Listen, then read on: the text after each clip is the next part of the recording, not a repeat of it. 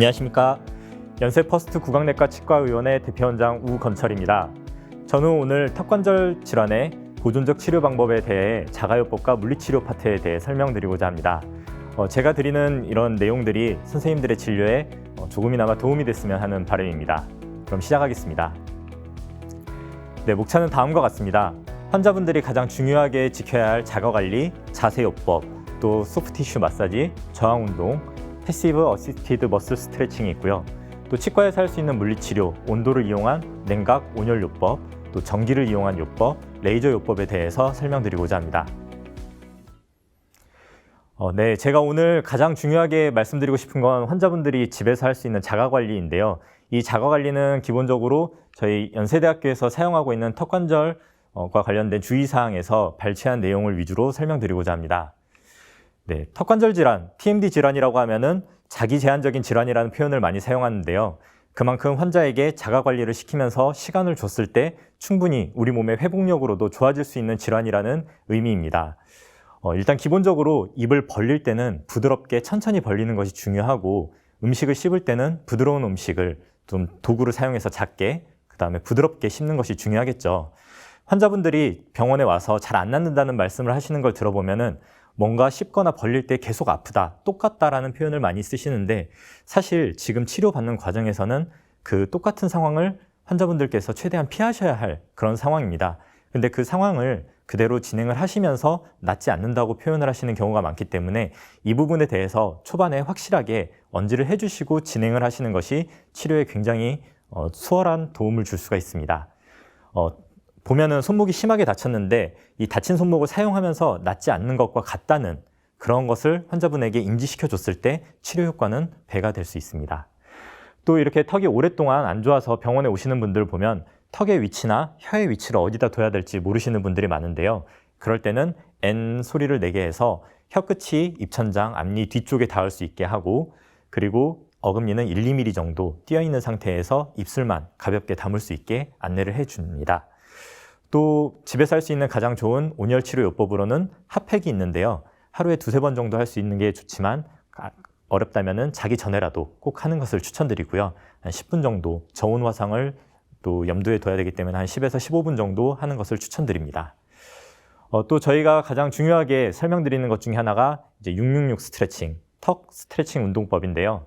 666이라고 하면은 하루에 6회, 한 번 할 때 6번, 6초씩 하라고 해서 666 운동법인데, 이 운동법의 경우에는 혀를 입천장에 대고 세우는 형태로 부드럽게 턱을 벌리면서 스트레칭하는 방법인데, 그 방법에 대해서는 이제 종이로 다음 장에서 설명을 좀 드리도록 하겠습니다. 이런 운동법이 도움이 되는 거는 우리 준비 운동을 하고 운동을 하면 훨씬 덜 다치는 이런 준비 운동을 하고 조금만 하고 운동을 해도 덜 다치는 경험을 하실 텐데요. 턱을 사용하기 전에 아침에 일어났을 때나 또 음식을 씹기 전에 또는 턱을 많이 사용하기 전에, 말을 많이 하기 전에 이렇게 가볍게라도 스트레칭을 해주면 훨씬 턱이나 근육의 부담을 줄일 수 있기 때문에 저는 이 운동법을 좀 환자분들에게 강력하게 추천을 드리고 있고요. 이런 운동들을 꼭 6회, 6초, 하루에 6번 지키기는 쉽지 않기 때문에 저는 그런 무리한 상황이 발생하기 전에 가볍게 2-3회라도 꼭 하는 것을 추천드립니다. 이런 운동법들은 기본적으로 할 때 아프지 않아야 하고 하고 나서 아프지 않는 것을 전제하면서 진행할 것을 꼭 설명드리고 안내를 하는 것이 좋습니다. 또 이런 턱관절이 오랫동안 불편하셨던 분들을 보면은 턱관절 질환이라는 것이 스트레스나 근긴장도와 관련이 많은 질환이기 때문에 수면이 충분하지 않거나 휴식을 잘 못 취하거나 뭔가 취미 활동 같은 스트레스를 해소할 수 있는 그런 것들이 잘 안 되는 분들이 굉장히 많으신데요. 이런 분들에게는 그 스트레스나 이런 적절하지 못한 수면이 턱에 어떤 영향을 주는지에 대해서 안내를 해드리면서 턱이 좋아지기 위해서는 이런 것들이 함께 같이 좋아져야 된다는 것을 안내해드리는 것이 굉장히 중요합니다. 네, 저희 연세대학교에서 사용하고 있는 주의사항 양식인데요. 이 양식을 선생님들께서 이제 좀 활용을 하셔서 같이 진행을 하면 좋을 것 같고요. 제가 주요하게 한 번 더 말씀드리고 싶은 부분은 이제 5번 부분입니다. 보시면은 치료 중에 통증이나 소리가 나는 유발되는 쪽을 유발되지 않는 쪽으로 부드럽게 천천히 씹는 것을 안내하는 멘트가 있는데요.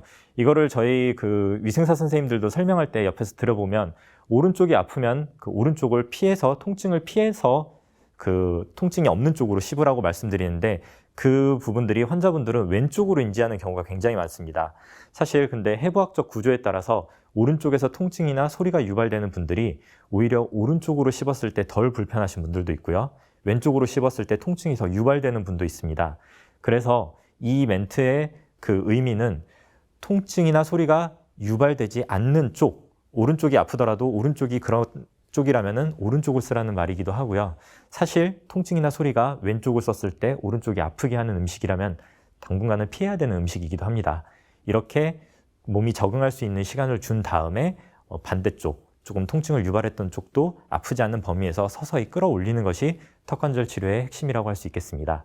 그리고 앞서 말씀드린 666 치료 방법에 대해서는 여기에 설명된 내용을 한번 읽어보시면 어렵지 않게 이해하실 수 있고 요즘은 유튜브에도 워낙 잘 나와 있어서 그런 매체들을 활용해서 한번 또 영상을 참고하시는 것도 도움이 될 것 같습니다. 다음으로는 자세에 관련된 내용인데요. 저희 선생님들도 잘 아시다시피 두부 전방 자세, 거북목이라고 하는 이 자세는 머리를 앞으로 이렇게 2인치, 3인치 뺐었을 때 그림에서 보시는 것처럼 머리의 무게가 거의 2배에서 3배 가까이 이렇게 몸에서는 크게 느껴지는 것을 확인하실 수 있을 겁니다. 이런 식으로 앞으로 빠진 머리를 계속 잡아주기 위해서는 우리 뒤쪽에서 머리를 지탱하게 하는 근육들, 트라페지우스라든지 두판상근 같은 근육들이 항상 긴장도가 높아진 상태를 유지할 수밖에 없게 되는데요. 이렇게 근긴장도가 높아진 상태에서는 발통점이 발생될 수 있고 이런 발통점에 의해서 연관통이라든지 만성통증, 근막통증들이 유발될 수 있는 이런 환경이 생길 수 있습니다. 이런 환경이 됐었을 때 우리 의사들은 그 발통점이나 이런 연관통들을 해결하려는 데 집중하고 있지만 사실 환자분들이 원인이 되는 이런 자세를 바꿔주지 않으면 저희가 아무리 해결을 하려고 해도 저희의 치료 노력이 떨어졌을 때는 금방금방 또 재발되는 그런 상황에 놓일 수 있기 때문에 저희는 근본적인 자세에 대해서도 환자분들에게 안내를 하는 것이 중요하다고 할 수 있겠습니다. 먼저 환자가 본인의 기본적인 자세가 두부 전방 자세라는 걸 인지할 수 있게 알려주고 또 거기에 대해서 턱을 안으로 끌어당기면서 우리 정수리가 몸의 코어와 일직선이 될 수 있게 하는 자세가 좋다는 것을 인지시키면서 자꾸 턱을 안쪽으로 넣어서 몸을 일자로 펼 수 있게 이렇게 안내를 해줍니다. 그리고 두부 전방 자세가 익숙하신 분들은 라운디드 숄더라고 해서 이렇게 어깨를 안쪽으로 굽어서 이렇게 숙이는 경우가 굉장히 많은데요. 이렇게 턱을 가운데 쪽으로 위치시키면서 어깨도 쭉 펴고 견갑골을 후하방으로 이렇게 모아주는 자세, 그렇게 해서 트라페지우스를 약간 이렇게 스트레치드 된 상태로 만들 수 있게 자세를 항상 유지할 수 있도록 안내를 해드립니다. 또 혀와 턱의 위치는 아까 앞서 말씀드린 것처럼 N 사운드를 냈었을 때 그 위치로 설명드리는 것이 좋습니다. 이런 자세 훈련과 관련돼서 저희가 메타 어널리시스를 하는 리뷰 논문을 좀 찾아봤는데요. 이런 자세 훈련이 얼마나 턱에 도움이 되는지를 살펴보면 맥시멈하게 통증 없이 입이 벌어지는 양과 그리고 턱의 여러 가지 심텀을 시그니피컨트하게 줄일 수 있는 그런 거에 대한 연구 논문이 있어서 가져와 봤습니다. 또 소프티슈 마사지에 대해서 설명을 드리겠습니다. 먼저 슈퍼피셜 마사지는 저희가 가볍게 그 뻐근하거나 불편한 부위를 돌려주는 그런 마사지를 말하는데요. 이런 마사지는 일단 혈류량을 증가시킬 수 있고 또 그 통증 부위의 이런 조직을 자극해 줌으로써 리제너레이션에도 도움을 줄 수 있고요. 그리고 어찌됐든 이제 A 베타 파이버를 자극하면서 통증이 유발되는 A 델타나 C 파이버의 이런 통증 자극을 줄여주는 데 만성 통증을 조절하는 데도 도움을 줄 수 있기 때문에 불편 부위가 있었을 때 그 부위를 가볍게 돌려주는 마사지는 굉장히 도움이 된다고 말씀드릴 수 있겠습니다. 요즘 실비가 많이 되면서 뒷마사지, 이렇게 도수치료라든지 이런 마사지 치료를 받고 오시는 분들도 굉장히 많은데요. 이런 마사지 치료는 도움이 될 수도 있지만 그 하시는 술자에 따라서 그게 외상으로 작용되는 경우도 있기 때문에 저는 환자분들에게 사실 지향하고 저희와 진료할 것을 먼저 추천을 드리고 있습니다. 그리고 저항운동, 등척성 운동이라고 하는 이 저항운동도 환자분들에게 도움이 될 수 있는데요. 입을 벌릴 때 턱이 잘 벌어지지 않도록 잡아주고 입을 벌리는 운동을 하게 되면 개구근은 더 개구하려는 신호를 가지게 되고 폐구근은 더 이완하라는 신호를 받게 됩니다. 이런 식으로 개구근의 활성도와 폐구근의 이완을 증가시킬 수 있고 또 폐구를 시킬 때 저항 운동을 하게 되면 폐구근의 활성도를 증가시키고 개구근을 더 이완시키게 하면서 전체적으로 밸런스를 잡는 데 도움을 줄 수 있는 그런 운동입니다. 마찬가지로 프로트루전을 할 때 전방으로 움직일 때 막아주거나 라테랄 무브먼트를 할 때 움직이는 방향으로 저항을 줌으로써 주변 근육을 밸런스 있게 좀 안정화시키는 운동이 저항 운동이라고 할 수 있겠습니다. 또 이렇게 턱의 움직임을 계속 제한하다 보면은 입을 벌리기가 오히려 좀 불편하다고 하시는 분들이 생길 수도 있고, 또 비정복성 관절 원판 변이로 입이 잘 안 벌어지는, 손가락 2개 정도 한 3cm밖에 안 벌어지는 환자분들의 경우에는 통증이 어느 정도 조절이 되고 조직이 안정화된 이후에는 입을 벌리게 하는 개구 운동을 해야 될 텐데요. 이럴 때 도움이 되는 운동으로 패시브 머슬 스트레칭과 어시스티드 머슬 스트레칭이 있습니다. 먼저 패시브 머슬 스트레칭은 본인이 편안하게 벌릴 수 있는 상태까지 벌린 상태에서 턱을 앞으로 내밀거나 좌우로 움직이면서 라테럴 테이고이드 머슬과 주변을 자극하는 그런 운동 방법이고요. 어시스티드 머슬 스트레칭의 경우에는 손가락 하트 모양으로 만들어서 입이 잘 안 벌어지는 쪽 위주로 천천히 손을 벌려가면서 개구 운동을 시키거나 저렇게 나무 막대기 혹은 세라바이트 같은 특별한 장치들을 이용해서 입을 좀 더 벌릴 수 있게 하는 그런 이제 방법이 어시스티드 머슬 스트레칭이라고 할 수 있겠습니다. 치료의 맨 마지막에 시행이 돼야 될 그런 운동 방법입니다.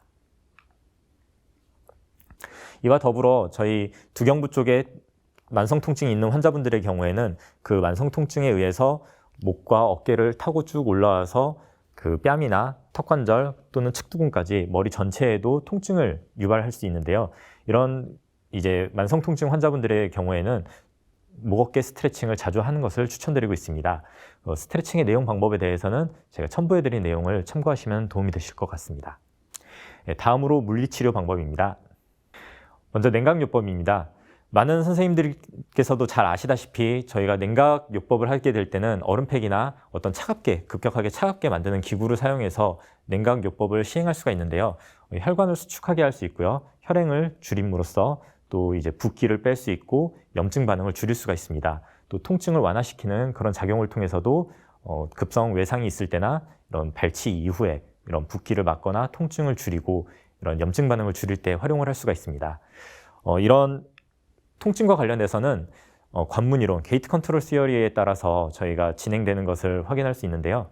보통 통증이라고 하면은 섬유가 얇은 A 델타 파이버나 C 파이버를 통해서 뇌로 통증이 전달되고 있는데, 그 부분들을 이제 온도라고 하는 A 베타 파이버가 자극이 될 경우에는 훨씬 더 굵고 빠른 신경이 뇌로 전달이 되면서 다른 부분들의 전달을 차단하고 통증의 전달이 되는 것을 막아줄 수 있는 그런 이론입니다. 이 이론에 따라서 저희가 아이스팩을 사용하기도 하고 또는 분사신장요법을 사용하기도 하는데요. 분사신장이라고 하면은 알코올 에틸클로라이드 스프레이를 뿌려서 급격하게 표면 온도를 낮게 해서 환자분이 통증을 잊게 하고요. 그때 운동 범위가 줄어든 운동 범위를 늘려주는 방식으로 스트레칭을 해서 치료를 하는 것이 분사신장요법인데요. 저희 운동선수들이 그라운드에서 넘어졌을 때, 다쳤을 때도 이렇게 와서 빠르게 풀어주면서 온도를 낮추면서 이렇게 풀어주는 것을 보시면은 분사신장요법이 어떤 식으로 활용되는지도 실생활에서 보실 수 있을 겁니다. 저희 냉각요법의 적응증과 근기증입니다. 적응증으로는 외상이 있거나 또는 근경련과 같은 근육계에 문제가 있을 때 사용할 수가 있고요. 또 근기증으로는 오픈 운드가 있거나 또는 서큘레이션에 장애가 있거나 어떤 차가운 것에 대한 하이퍼 센시티비티가 너무 높거나 아니면 차가운 곳이 닿았을 때 급격하게 창백해지면서 문제를 일으키는 레이너드 디지즈나 아니면 차가운 곳의 두드러기 또는 이런 차가운 자극에 의해서 뉴로패식한 문제를 일으킬 수 있는 어떤 3차 신경통의 이런 유발 포인트가 되거나 아니면은 헤르페틱한 포스트 헤르페틱 뉴랄지아가 있는 부위에 차가운 것이 닿았을 때는 급격하게 통증이 늘어날 수 있기 때문에 그런 부분은 피할 것을 권장하고 있습니다. 또 온열요법에 대해 설명드리겠습니다. 온열요법이라고 하면 저희 적외선과 잘 아시는 것처럼 적외선 또 수변 핫팩, 울트라사운드 이런 것들이 많이 사용되고 있는데요. 적외선은 이제 원거리에서 표면에 따뜻하게 열을 쏴줌으로써 우리가 온열 효과를 누릴 수가 있고요. 또 수변 핫팩은 직접 피부에 접촉해서 그 열을 이제 내부로 전달해서 그런 온열 효과를 누릴 수 있고, 또 울트라사운드의 경우는 음파를 넘어가는 영역대의 그런 헤르츠의 초음파를 몸 안으로 에너지를 침투시켜서 내부의 심부열을 올림으로써 이렇게 온열 효과를 낼 수가 있습니다. 온열요법의 적응증과 근기증입니다. 적응증으로는 이제 TMJ 페인이 있을 때 그 급성 외상이 아닌 경우에는 대부분의 이제 적응증이라고 할 수가 있고요. 또 근육이라는 것은 따뜻하게 해주고 이렇게 부드럽게 해주고 이제 그 서큘레이션이 잘 되게 하면은 금방금방 회복할 수 있는 그런 조직이기 때문에 이런 근육계의 질환에 온열요법이 도움이 될 수 있습니다. 금기증으로는 이렇게 트라우마가 있는 외상 직후의 그런 상태나 부어있는 근염에 의해서 부어있는 상태 또는 어떤 말리그넌시나 뭐 오픈 운드가 있었을 때 아니면은 이렇게 온도에 따라서 또 서큘레이션 장애나 혈우병 같이 내부에서 출혈 양상이 일어날 수 있을 때에는 온열요법을 피하는 것을 권고하고 있고요. 또 초음파의 경우에는 어린이들의 성장기, 아직 골 첨단이 이렇게 계속 성장하고 있는 그로잉 엠피시스가 있는 그런 어린이들에게서는 성장에 어떤 영향을 줄 수 있기 때문에 초음파는 금기증이 되고 있습니다. 초음파에 대해서는 조금 더 자세히 알면 좋을 것 같습니다.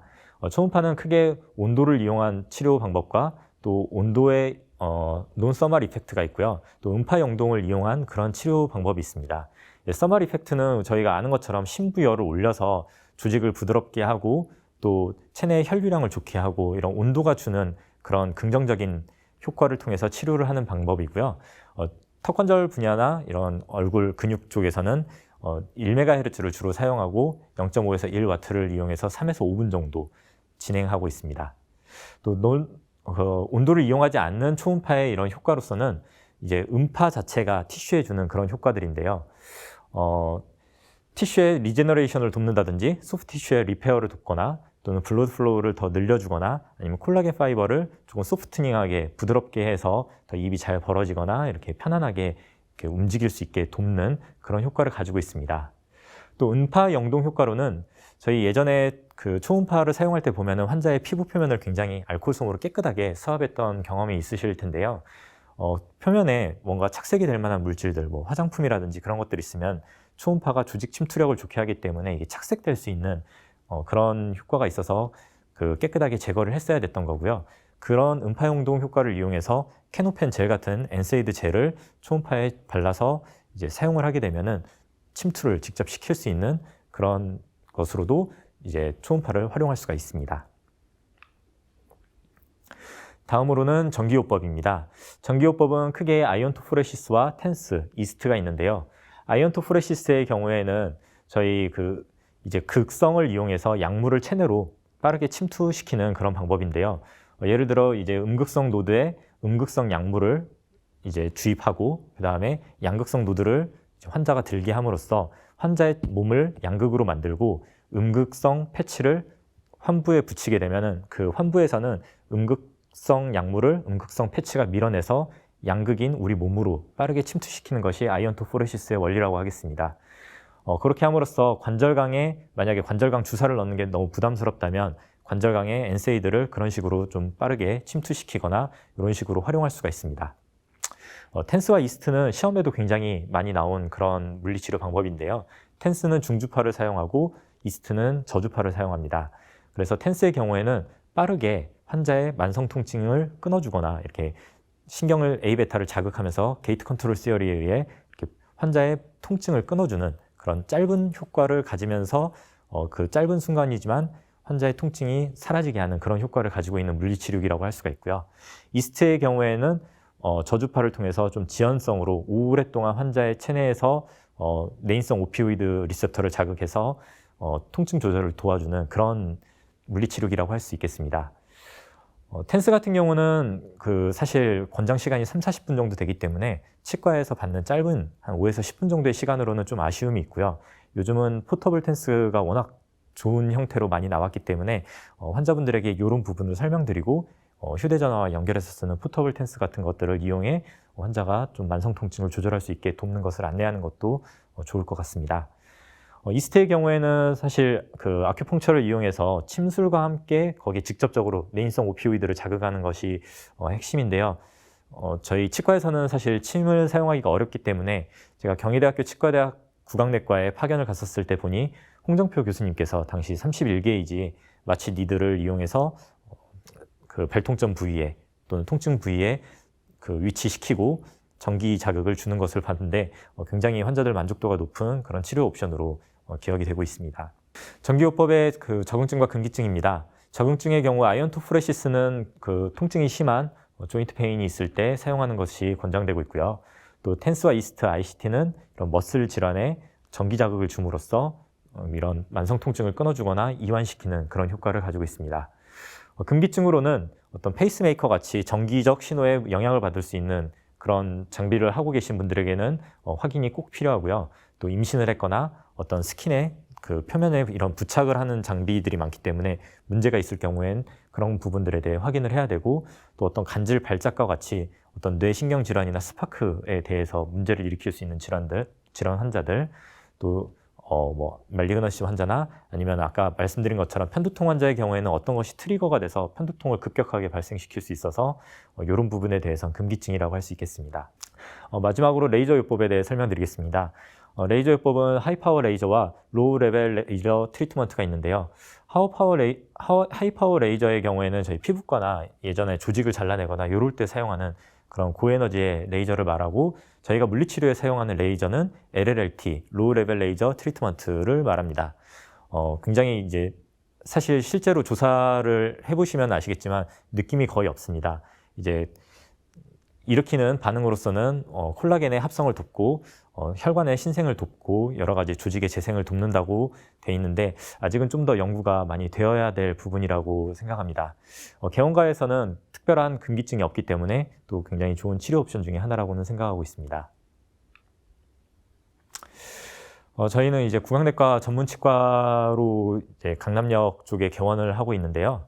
저희 치과에서 가지고 있는 장비를 좀 설명드리자면, 먼저 PHL 장비가 있는데요. PHL 장비는 가나 다에 대한 측도학 자극 요법을 한 번에 청구가 가능하기 때문에 굉장히 잘 유용하게 사용하고 있는 장비고요. 또 환자분들이 직접적으로 어떤 열 에너지가 전달이 되는 것을 또 원하시고, 그렇게 됐었을 때 좀 이완이 되고 통증도 완화되는 효과들이 즉각적으로 나타나기 때문에 저희는 이제 수분 핫팩을 할 수 있는 저런 항온 수조를 함께 가지고 있는데, 공간이 상당히 필요하기 때문에 이 부분에 대해서는 이제 조금 알아보고 진행을 하시는 게 좋을 것 같습니다. 또 저희가 가지고 있는 장비로 셀큐라고 하는 장비가 있는데요. 저 장비는 그 손 전화기 같이 생긴 이런 장비인데 굉장히 빠르게 온도를 올릴 수 있고 내릴 수 있어서 온냉 치료에 도움이 되고, 또 저 장비 자체에서 중주파가 나오기 때문에 경피 전기 자극 요법에 대해서도 저희가 청구를 할 수 있게 되어 있어서 저 장비만으로도 사실 가나에 대한 청구가 가능하고, 또 환자분들에게 측도학 자극 요법에 대한 재활 운동이라든지 주의사항을 교육하는 그런 교육요법으로 또 다의 부분도 청구가 될 수 있기 때문에, 사실 개원가에서는 간단하게 저 장비만으로도 가나다가 청구될 수 있음을 한번 설명드리겠습니다. 또 이런 측도학 자극요법 인정기관이 아니어도 모든 치과 의사라면 청구할 수 있는 항목이 있어서 좀 말씀드리고 싶은데요. 분사신장요법과 악관절 고착 해소술은 환자분들이 이제 관절 부위나 근육 부위에 통증이 심하게 있을 때 저런 부분들을 활용하시게 되면은 특별히 인정기관이 아니어도 청구를 하실 수 있기 때문에 알고 계시면 좋을 것 같아서 한번 준비를 해봤습니다. 제가 참고한 자료는 이렇습니다. 네, 여기까지 설명드리고, 저희 치과에서는 이제 트리거 포인트 인젝션이라든지 최근 3월 달에 신의료 기술로 이제 인정이 된 프롤로 주사라든지 이런 것들에 대해서도 진행을 하고 있는데요. 기회가 되면 그런 부분에 대해서도 한번 더 설명드리면 좋을 것 같습니다. 경청해 주셔서 감사합니다.